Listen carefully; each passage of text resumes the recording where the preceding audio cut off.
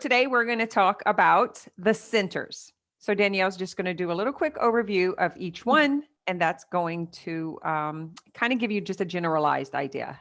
Yeah, So exactly. Let's just get started. Perfect. Yes. And remember, guys, this is information to start getting you more into your own chart. And before we get into the rest of the authorities, we're just going to go through some of the centers today, just like an overview of all of them. So you can get kind of a macro view of how they function, and then we'll start dialing them in later. Yeah. And because it's important to understand more about the components and the mechanisms. I know that the numbers look really enticing on the chart and things like that, but it's really important to know how these centers work. And they give us a lot of information into ourselves, and then also how we experience our interaction with other people. So let's go ahead and get started on that today. I'm going to be sharing some graphics with you guys about the centers. So I'm going to go ahead and share my screen. So remember, when you're looking at the graph, your body graph, that's what it's called, you're looking at these different shapes, right? And some of them are white, some of them are colored in. They may have different colors. And some people mistaken them for chakras, okay? But they're not. This is different than the chakra system. Again, human design is a synthesis of components of a lot of different systems, but it's not any single one. So when we look at the chart and we see that some are colored in or some are white, it's not like the old paradigm mentality of, oh, you have to work on your chakras and you have to do it in a hierarchical way. Like you have to work on your root and then the sacral and blah, blah, blah. That's not really how this works. This is more about learning to operate with all of your 9 centers, whether they are open and receiving or not colored in, or if they are colored in and what we call defined, okay? So we'll be looking at how it operates for both, if it's defined or undefined. So if you have your chart, just go ahead and look at that and start getting familiar with, the names of the centers. And if they're undefined, they're white, and if they're defined, they're colored in. So when we look at this, one of the first things to understand is that all of the centers have like different mechanisms, okay? So not every place in the chart is a place of awareness, or not every place in the chart is energy, right? Some of them are energy, some of them are just mechanical, and they all have like their different themes, okay? And again, when we've talked about the not self and conditioning and programming and homogenization and really understanding that human design helps us to be our full self, we can see that the white areas, which are called the not self, right, when we're not aware, are the areas that are like tripping us up or really taking us out of alignment. And then the colored in areas are who we are. It's consistent, it's fixed, it's not better or worse. And we want to learn that the white areas are a place of wisdom. It is the place where we can meet the other, and we can identify distortion of how we perceive the information or energy that comes in the white centers. So we are redefining our perspective of who we thought we were through these white centers, okay? All right. So I'm going to briefly go through real quick, just like the basic mechanisms of each one of these. So we can kind of get an idea, and then we're going to go a little bit more specific, and then we'll probably do classes later on each one, because there's a lot to cover on these centers. Right. So we're just going to do an overview for today. Yes. Just to get this first series down pat. All right, let's roll it. Let's do it. Okay, so what we're going to see here is that the head center and the root. Humanity lives inside of a pressure sandwich because the head center is pressuring down. It's pressure. It is really the center of inspiration. It is the center that receives all the information in the cosmos and what we're receiving in the world. And it's the pressure to figure out our life mentally. It is not a place of awareness. So this is kind of where it all starts and how we can understand the graph, right? The head and the root are pressuring us. The head is pressuring us to figure out our life mentally. We're not necessarily aware of the pressure. This is what also creates anxiety, right? If we're not aware of it. And then the root pressures us to get moving, right? This is what creates stress, but it's also what creates ambition and drive and motivation and things like that.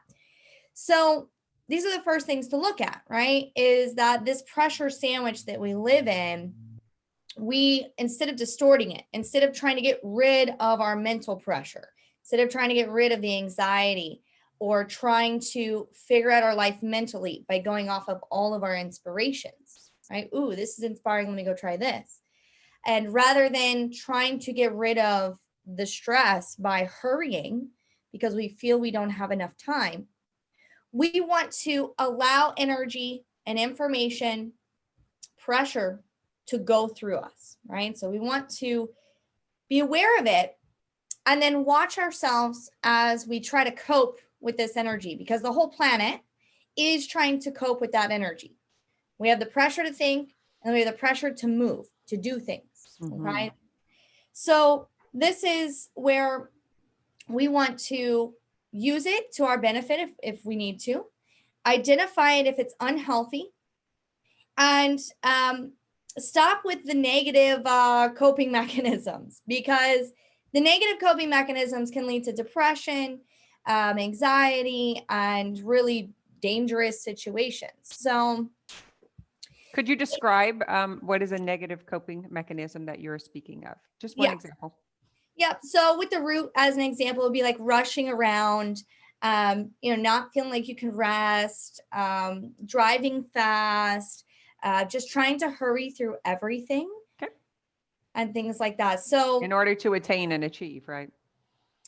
Yes. And it's like that pressurized rushing energy. So if you ever feel like rushed and pressured, it's probably coming from the root, because that is something that we're experiencing as a whole on the planet, but it is a healthy thing as well, right? It can be healthy, meaning that we can use that energy to focus or to hunker down and get through things.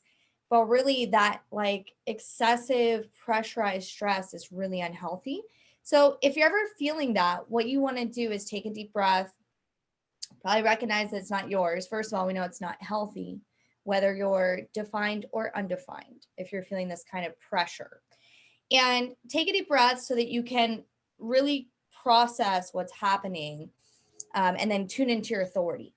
Because again, this can take you out of your authority. That is what we are looking for here. Right. What are the things that are taking us out of our authority, which means we're not in our truth, not in our frequency. So with the root, you want to ask yourself, am I in a hurry to get things done, to be free of the pressure, right? And then with the head center, it's a little bit different kind of coping mechanism that is created. Really, it's trying to answer a bunch of questions. It is obsessed with figuring everything out. It is thinking about things that don't matter. It's mental preoccupation. So these two things, the stress, which comes from time, we're going to get more into that later in classes, and then the mental pressure of trying to figure everything out mentally, you can see how this is really a dilemma in the world. Yeah. This is the need to know, right? I need to know. I need to know. I need to know. I need to figure it out so that I can. Yeah. Okay. Yeah, exactly. So if you're around someone, and let's say that you're in your frequency, and then you come and you're around someone, and now all of a sudden you are acting in this way. Let's say that you don't normally rush, but now you're rushing around, or you're just amping up this energy to rush. You need to intentionally slow down and evaluate what's going on. Okay, is this healthy for me? Should I use this energy to go faster? Or should I separate from this energy because it's not healthy? Because stress creates imbalance. Mental pressure creates anxiety, which creates the looping, which creates the like psychosis in a way, right? So yeah, these would be those two things that all of us can look at, that we've all experienced. And if it's undefined, there's probably it's basically more likely that sometimes you may go into those spaces of trying to get rid of the pressure, because that's what we do. The mind is like, I don't like this. I don't like not knowing, and I don't like feeling like I don't have enough time. So it does things to cope. We don't have to do that anymore. Okay, so we'll get more into Is this it. only for the open? Mm-mm. This is No. or this is for the defined also. Yeah, I mean, it's mostly for the open, but if you're defined, like I have a defined root, okay? Sometimes I can experience like an intense or a not healthy root pressure, where maybe I'm just like kind of on a high, just running around, doing a bunch of things. And I'm getting a lot done. This doesn't happen to me that much, but I have experienced it. The way that I experience sometimes a distortion with my colored in areas, is when people have an undefined area, it creates a feedback loop. Because remember, the defined goes into the undefined. That energy pours into there. That undefined person's area, depending on gates that they have and all this other stuff, will amplify back whatever I was putting in, right? Whatever my energy is. And so it creates this feedback loop. So sometimes I can feel a lot of rush within myself, and I believe it's actually coming from my own energy. So I slow down, it calms the other person down. Yeah. So even if if you were feeling pressure right now and I have an open root, then I would be feeling the pressure, responding or reacting, which would loop it back to you. Yeah. So let's just ask right now, because this is kind of a big day in America, and there is a lot of pressure. There is a lot of anxiety and tension on the high. And here you are, you have a defined root, and here I am with an undefined root. Or like I'm experiencing calm and fine, like I'm not feeling any pressure, or what is it? I don't feel like I'm in a hurry. I don't feel like there's anything that needs to get done right now. So I'm just curious what you're experiencing, Yeah, I mean, it's been interesting just this morning, I believe because so many people were awake last night trying to figure out what was going on with the elections. There's a lot of pressure and stress in the world.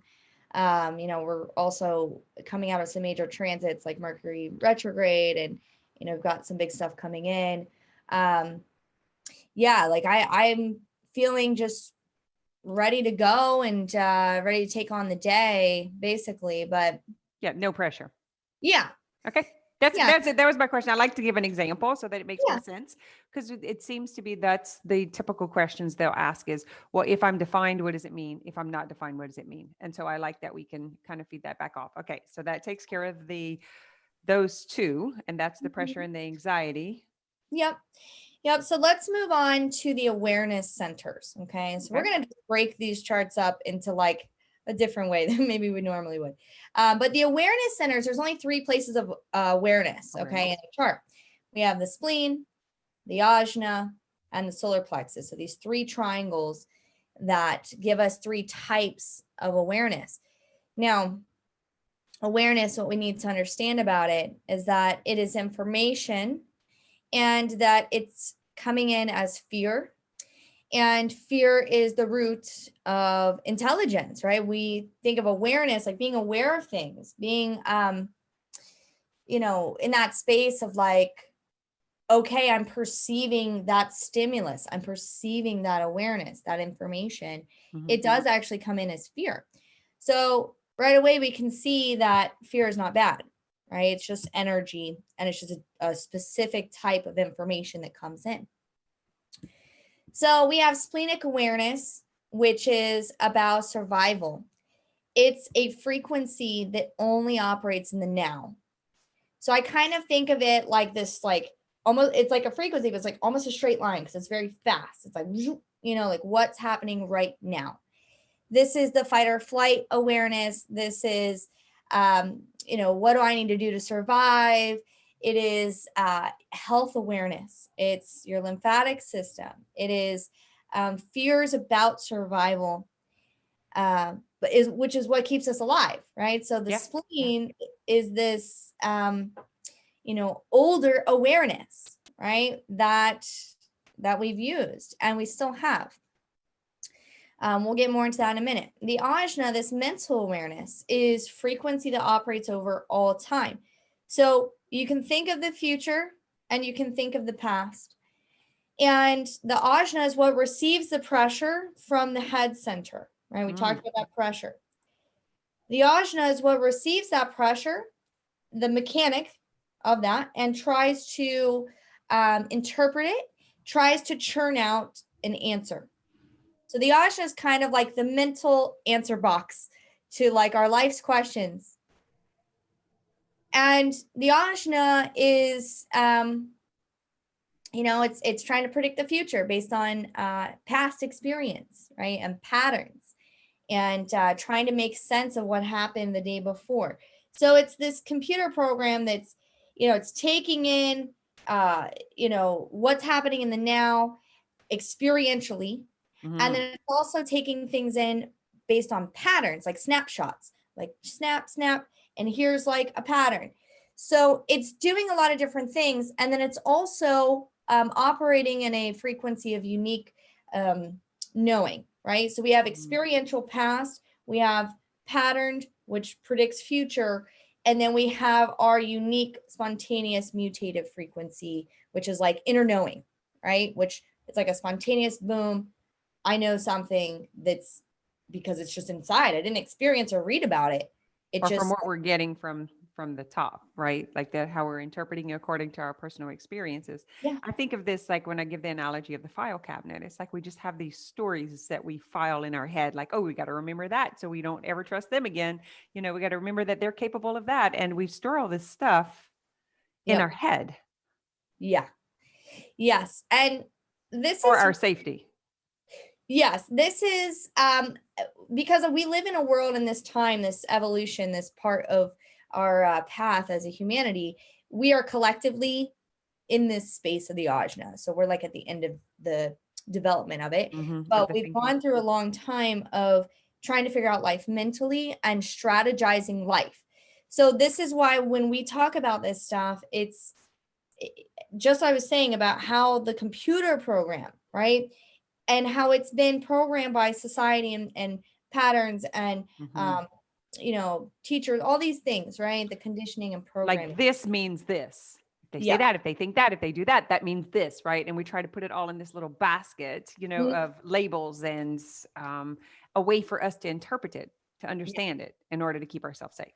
Would you say? Yeah, exactly. And the thing is, like this mechanic, the pressure of mentally understanding life, and then awareness based on fear of things that happened to us in the past, fear of things that might happen to us in the future. So we like the computer spits out an answer that is based on programming and conditioning, which is why we cannot use this box and turn it inwards to use it for our own life, because it creates nonsense, right? Create things that doesn't even it's like biased and conditioned and kind of just messy, right? It's like, okay. And it's coming from our perception, how we perceive those experiences, or how we've been told to perceive those experiences, or to be cautioned about.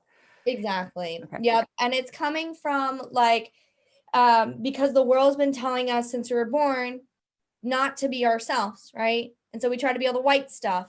And so that's what the program of the computer is trying to spit out based on all the white stuff, all that energy that's come through the white centers.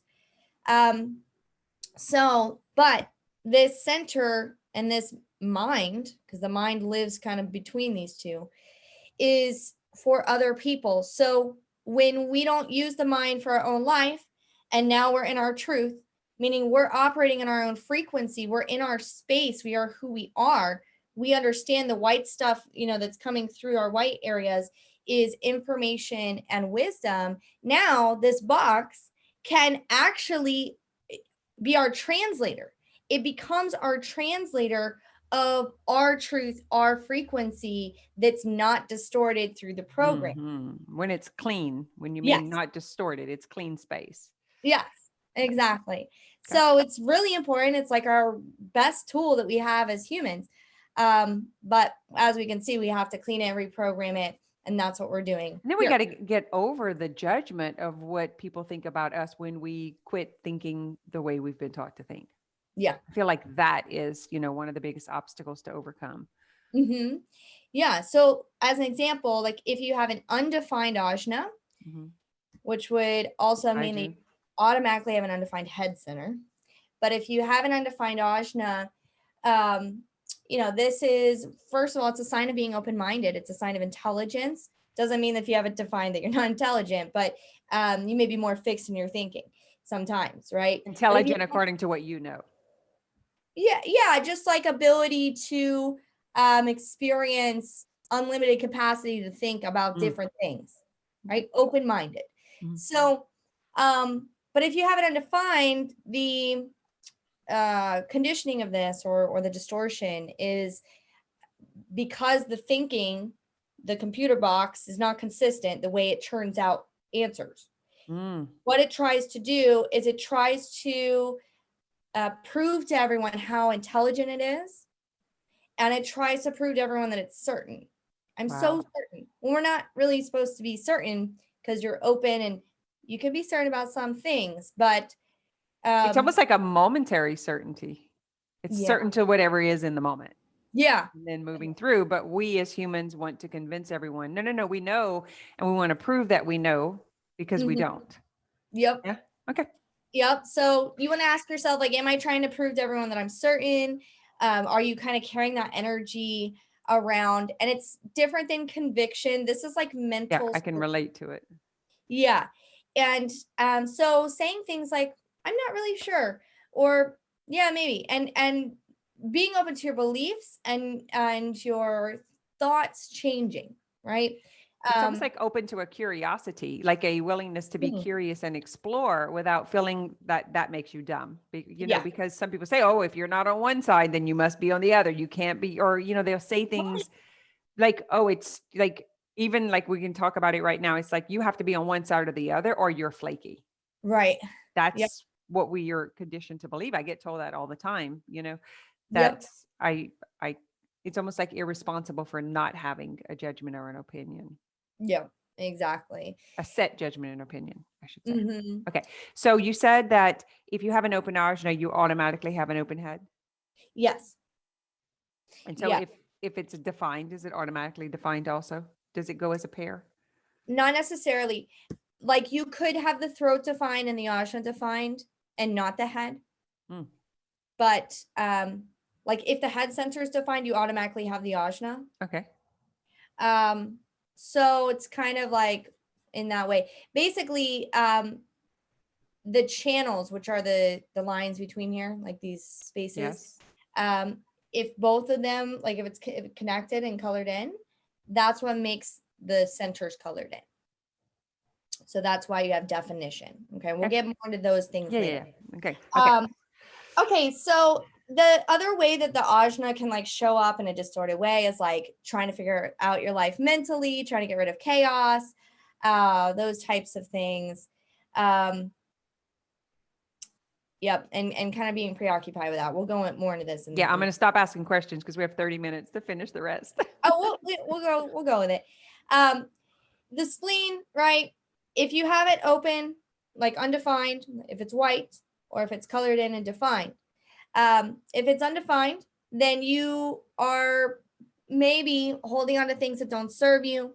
You can be operating out of a distortion because of fear of survival. So you're making decisions that are ignoring red flags, right? You're holding on to things that aren't actually good for you.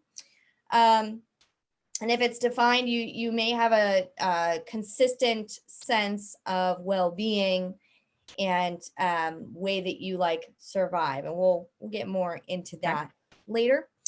The solar plexus, we talked a lot about that last week, but I'll just touch on it really quick. It's awareness over time, right? Meaning different than the ajna. The ajna was past and future. The solar plexus is awareness that only comes with time. So as time passes, the awareness starts to happen with certain things. It is this mechanism that receives the spirit consciousness, the awareness of the energy, and we'll say spirit, but it's really like this essence of whatever the situation is. So any decision that you're making, any relationship, anything that's happening, the solar plexus is like this gauge that it starts to churn out a frequency, and it starts to receive awareness based on the perspectives that it's changing through. Okay. And like we talked about in the last class. So it's awareness over time, and it's capturing the essence, the awareness of whatever the situation is, right? The person, the conversation, whatever it is, it happens over time. So this is where our emotions and emotional energy comes from. And this is a lot of how we can also understand emotions and emotional energy. We'll probably get more into this stuff later because there's so much distorted belief systems and information about what to do with emotions, right? Yeah. In our world. Right. Because it's like, and kind of depending on who you are and you're open, like some people let the emotions rule their entire life, like not, and are constantly in a reactive mode and in suffering because of it. Mm-hmm. It's a really important topic that we could talk on just that. Yep, Got it. exactly. Okay. So that's the 3 that are aware, are about awareness. Yep. So those are the 3 awareness. Now, the next ones we're going to go into are not awareness. They're not pressure. Okay. They're mechanical, and some of them are energy. So I'll go into that. So we'll start with the sacral. Anyone who has the colored in sacral is automatically a generator. Okay. This is what makes generators, is anyone who has the sacral defined. And the sacral is the center. It's an energetic mechanism that generates energy. It's like a battery that generators, we can build our battery up, our energy up when we're in our correct alignment. Or if you have it defined and you're not in alignment, you degenerate. You're not building your power. This is a powerhouse. This is a energy source for the vehicle to do work, to do what's satisfying, to persevere and continue with what they're doing. All the other types, projectors, manifestors, reflectors, have this undefined. Okay. They are the non-energy types, meaning they're not necessarily here to do the same type of work. So they're here to receive that sacral from the generators, and they're here to experience it, but not to be identified with it. The sacral is very powerful, right? No center has advantage over any other center, but some are different functions. This one is about energy, so it's powerful in that sense, even though it's not a place of awareness, right? So the sacral is pumping out energy. It's either frustration energy or satisfaction energy, and the ability to like keep going with what you're doing. The other types are receiving that energy. Now, like we talked about, the white centers receive the colored in centers and then amplify it and distort it a little bit. So what can happen is if you have it undefined, you could be very identified with being a hard worker. You could be very identified with like, oh, I could go all day. Just need another cup of coffee. Just need to keep going. And as we can see that that's not the role for, these other types of people. And it really hurts their vitality, like their life force energy. This is the chi. This is the vitality. This is the, reproductive energy even. And so it can hurt the vehicle. It can hurt all of that. So you want to ask yourself, if you are undefined, if you're not a generator, am I out of balance? Am I doing too much? Where am I overdoing things? And do I know when enough is enough? Because it's addictive. It's addictive when a projector, let's say, and a generator get together. This can be a very, like, it becomes almost like this lock energy sometimes, that it's very, like, it feels very good, right? It feels like, oh, we both have a lot of energy. This person's amplifying my energy and I have all this energy and they're feeling it. And it's like, woo. And it can be fun, but it can be dangerous because the projector is going to get drained. The generator will also get drained because it's, and then we're overdoing things. We're staying up late, we're working too much, we're overeating, whatever it is, you're overdoing stuff because generators are designed to do their work that's satisfying to generate their energy. The other types are meant to watch and observe and to guide and to help the generators, because the generators are like the builders, right? So these other types have other gifts and visions and things like that to help the generators be successful and efficient and to actually build the systems on the planet. So the other types that are not generators are here to help distribute the energy. If we can even just break it down like this: energy type, non-energy type, right? Energy types are the builders, and these other guys here are going to distribute and make sure that that energy goes around in a balanced way. So bring that down to your life. If you're a non-energy type, are you balanced in your own life, right? It's a micro, macro reflection. All right. The heart center.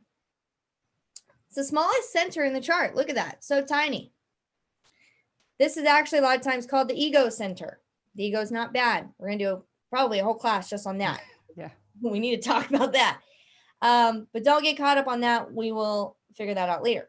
It's kind of like the chakras. It's not confusing the two and seeing it. Yeah, seeing it a little different. Exactly. So the heart center is a very small center. It's not aware, but it's energy. And so if you have this defined in the chart, which is only 35% of the world has it defined, these percentages are the amount of people that have it undefined, right? So 65, most of the world doesn't have this as part of their design. The people that don't have it as part of their design are the experiencers, are the people that are receiving the ego of the world and then distorting it and trying to use the ego, So defined ego is really an energy that's here to help humanity. It's here to help us on the material plane, help keep our culture together, our families together, survival within a tribe, okay, within a community, a family unit. So it is actually quite important. The distortion that is on the planet, as we know, is that the ego is bad for one. And that is because whether it's defined or not, people try to claim this energy as a way to get an advantage over others rather than being inclusive and using the energy for what it is for, which is to help the tribe and the community, right? Your family, your people, right? So we don't want to use it in a way that's like the distorted ego. Now, the distorted ego can be like trying to kind of be above others. Also, though, it's putting yourself below others. So that is sometimes, I don't think people think about that much, that it's also being like considering less worthy, right? So undefined egos, most of the world, there can be this tendency, because this is about self-worth, it's about willpower, it's about having energy, right? The people that have this, they have energy to will through things, to keep going, to provide. Most of the world doesn't. So we try to compensate. We try to overdo. We try to overgive. We try to find unique ways of getting things. And often we will accept less. We will accept less love, less money, less help. And it's really stemming down to self-worth. This is where the self-worth stuff comes from. And it isn't true, right? All that self-worth stuff that we feel is actually not true, because most of the world is not here to use this energy to prove something. 35% of this world has this energy and they have to prove that they have that ability. That's what the ego does. It proves itself. So if they have the defined heart, They have to prove themselves. They have to prove that. I'm looking at like the group, the Self-Healing Masters group, and what's the percentage within the group that has the defined or the not defined. So I'm just trying to relate it to those, just to have that more analytical understanding. Yeah. Yeah. So if you have it defined, you're here to prove yourself, but always keep in mind that your ego can isolate you, right? So use the ego as being on a round table rather than a hierarchy, right? Inclusiveness and using it in that way. If you have an undefined ego, you need to tell yourself over and over, I have nothing to prove. Any self-worth stuff that you have going on, deep rooted stuff. Nothing to prove. I have nothing to prove. Nothing to prove. Nothing to prove. And probably raise your prices on your services because you're not charging enough. Nothing to prove. Yep. Okay. Yep.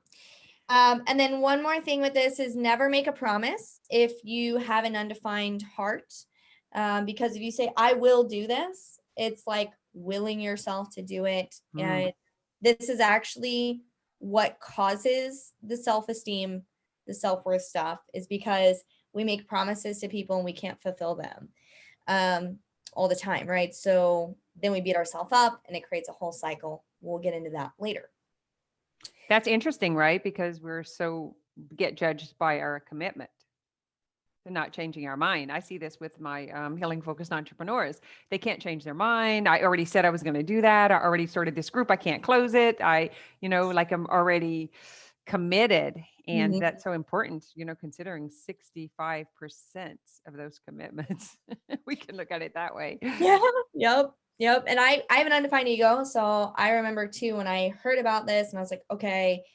And it took me a while to realize the subtle layers of, because the ego is really the most probably conditioned place in the world, right? It's like everyone's trying to be better, trying to like be a better lover, be sexier, be more courageous, be whatever it is that we think that people will find valuable.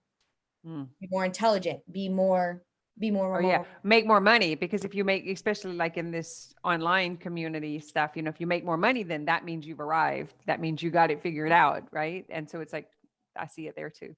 Yep. Okay.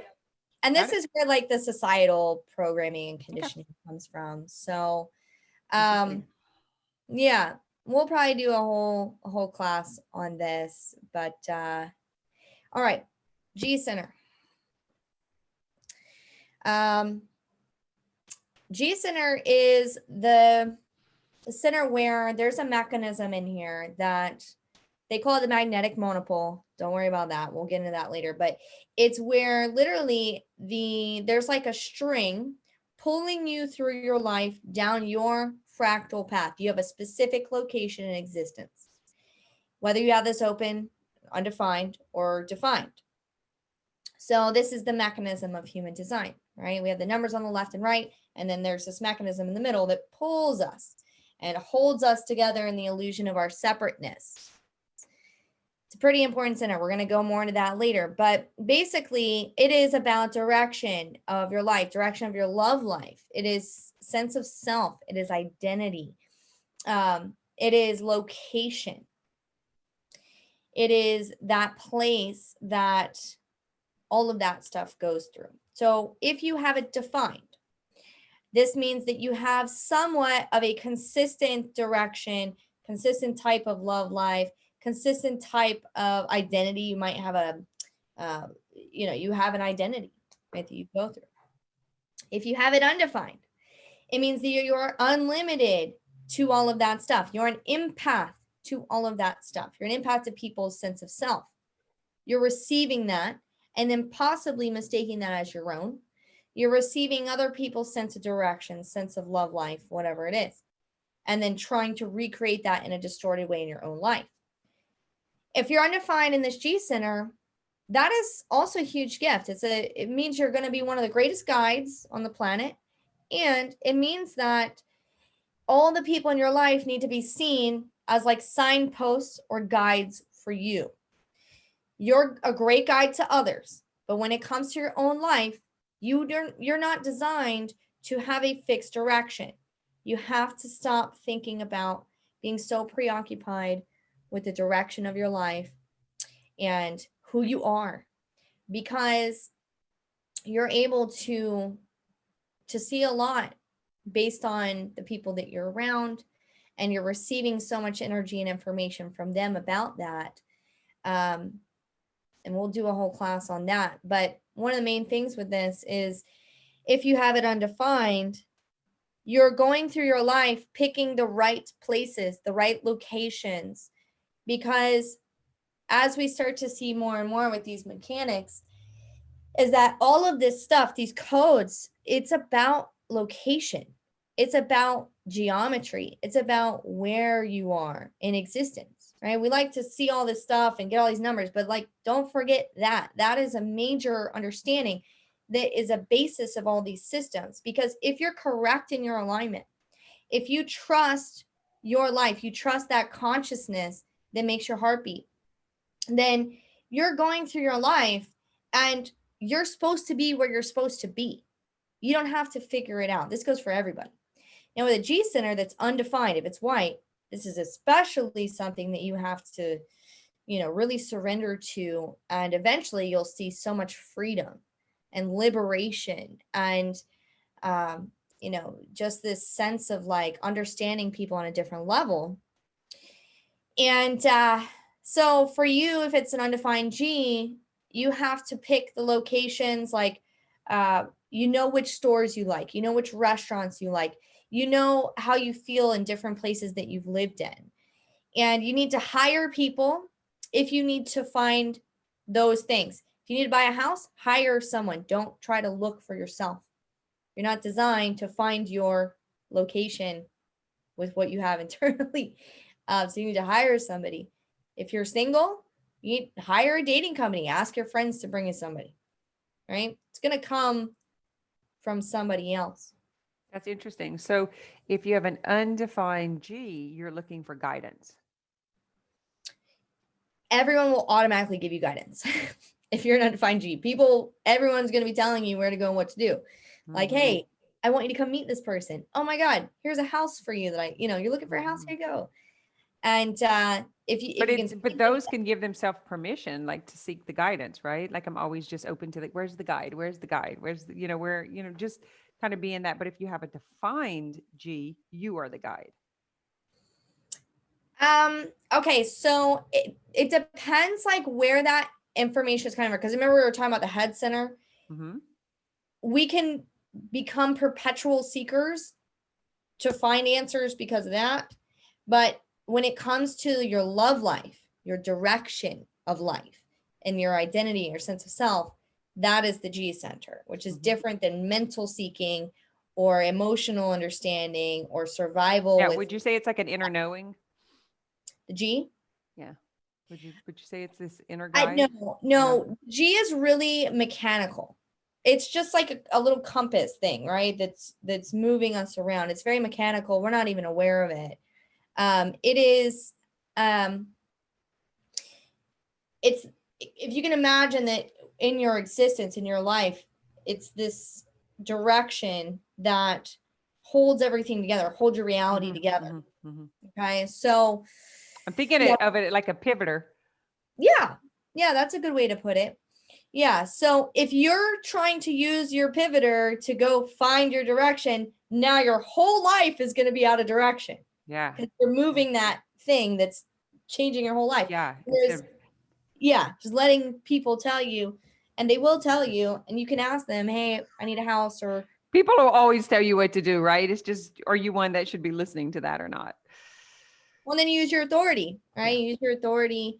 But if you have an open G, you need to hire people for what you need for your location. You need to make sure, number one, is that you are in the right place based on your authority. Otherwise, you're not going to encounter the right people. You're going to be on the wrong track. The direction's wrong. All right. Most of this group has defined. There's only a couple of the projectors and reflectors. Yeah. Yep. And that's why too, like when we go more into like your personal chart, you can see more about like what is being pulled out of that and just more specifics, like the gates and everything. And taking a whole synthesized approach to that. So we'll go into that more later. So we have Now, one more, right? yep, the throat. The Perfect throat timing. is like the gearbox of the vehicle or the town center of the chart for everyone. It's, remember, we learned about the pressure, and then we have all this awareness, we have these mechanics, and the throat is like the pivotal point that's like, we'll say it's like this like vortex, right? Where everything that's in your chart is trying to get out of the throat. We have all this pressure to communicate. The throat is, we have the larynx and all the gates. The throat center has the most gates out of all of the centers. It is the most like maybe complex in a way because it is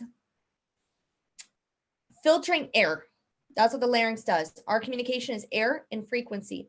So we're translating, right? We talked about the computer, we talked about the awareness, all of our mechanics. And then the gearbox, the town center is like, okay, now we're going to try to translate it in order to manifest. So what the heck is manifestation? Because that's a buzzword, right? Everyone says it.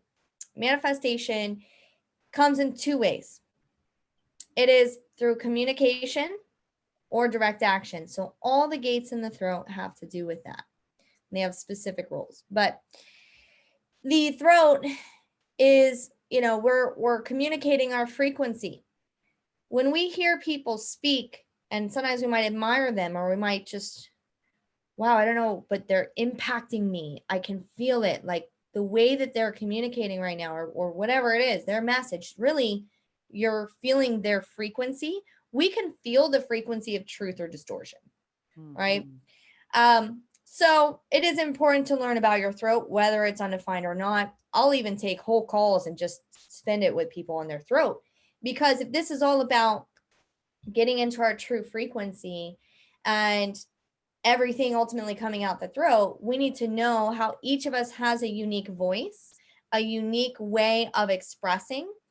Now, if you have it defined, right, you have some gates in here and some channels that are always operating in the way that they operate, right? It's like these gears in the machine. They're consistent and they're communicating certain things, certain roles that you have in life. And if you have it undefined, like me, I have it undefined, which is actually I have an undefined. Yeah. Yours is undefined too, right? Yeah. So we're like the minority. Most people have it defined because there's so many possible ways for it to connect, right? The most gates. And the undefined is really like an empath to manifestation, to the ways other people manifest. And also, it's like any openness in any center, but especially the throat. It's like you have the ability to, when we're clear, the ability to pull communication from all kinds of ways that we're unlimited, right? But growing up and understanding this first is that the throat doesn't operate how we want it to when it's undefined. You cannot control it. It will do what it wants, pretty much. So it's kind of interesting. You may have thought you had a throat chakra problem when you were younger, or you couldn't express yourself right, or you might be really reactive and just blurting out rather than communicating your truth. They'll say you have no filter, right? Yep, there could be that. Yeah. But I see everything for sure is once you really learn about this stuff, you see how everything is an amazing gift. Like your chart, you're going to fall in love with it. And like, I don't want any other chart, even though there's things in my chart that I'm like, okay, that's a little difficult. Or yeah, I kind of want to get rid of some of the 0.2 denials. It's like, all right, this self-denial shit, this like kind of self-sacrifice, hanging from the cross kind of thing, like, the dishonesty of not being able to, see, like there are some things that we kind of want to change it, but it's once we can learn to work with it, then it becomes the gift. So it's like take a few moments to look at the shadow and then move into how can I transmute this? How can I be with this? Not judge it, allow it to be a part of me, and then work with the pieces. Yeah. Yeah, exactly. So with an undefined throat, I'll just briefly, we got a couple minutes here. The undefined throat can be in a distorted way, trying to get attention or feeling a lot of expectation to speak initiating conversations a lot, timing issues with communication, or it can be, that like wise thing about how to communicate, or wise about what is important to pay attention to. That's really what the undefined throats do, is they can hone in on what is actually important to pay attention to and what's not. And a lot of other things. I found some really fun. There's a lot of comedy in the throat. That's where we get comedy and things like this. But the defined throat, like I said, has a fixed way of operating, and all the gates in the throat are the rules. So we'll spend probably a whole call just on that eventually. So for now, everyone, just identify the centers that you have and whether or not they're defined or undefined. And we're going to be going through them more specifically as we go, and just kind of start to get familiar with that. Perfect. So that was your class on centers. Just a little rundown. All right. So